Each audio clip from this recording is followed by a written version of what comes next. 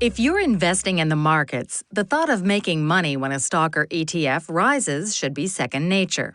You may even be aware that you can make money when markets go down with something called shorting, but the rules around that can be complicated.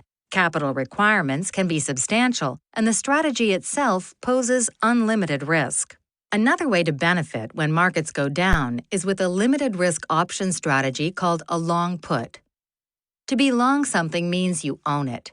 Naturally, when you're long stock, you'll make money when the stock moves up. However, if you're long a put option on a stock when a stock drops, the put on that stock should rise in value. Like a seesaw, as the stock price goes down, the put value generally goes up.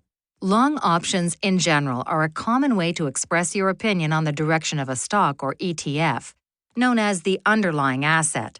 When you buy a put option, you're buying the right to sell the underlying at a set price called the strike price for a limited length of time. In other words, you can sell the underlying to someone else at a higher put strike even though the underlying is trading lower than the strike.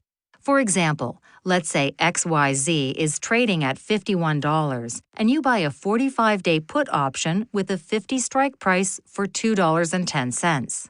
What this means is that you have locked in a potential sale price for 100 shares of XYZ at $50 for 45 days, no matter how low XYZ may drop.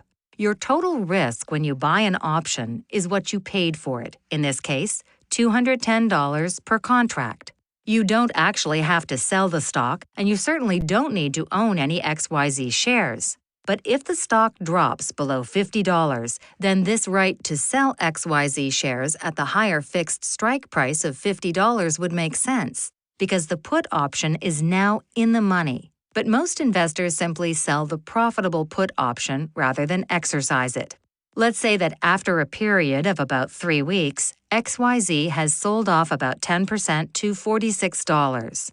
If the market is valuing the put option for $5.50, you have the opportunity to sell it for a profit of $3.40, which is $5.50 minus $2.10, the price you paid for the option.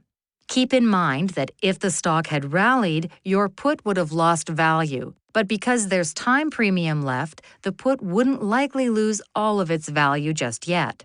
Remember, like a seesaw, the stock price and the put value generally move in opposite directions. If, before expiration, XYZ moves higher, the value of the put generally moves lower. This doesn't necessarily mean you have a complete loss. The put option only loses some of the premium, but not all. How much depends on how much XYZ rises and how much time there is left to expiration. Only at expiration would the option be worthless if XYZ were equal to or higher than the strike price of 50.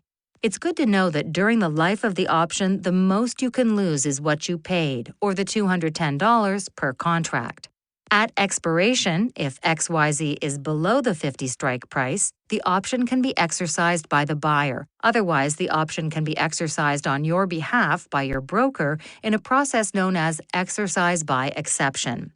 To avoid this, simply sell to close your long put before expiration.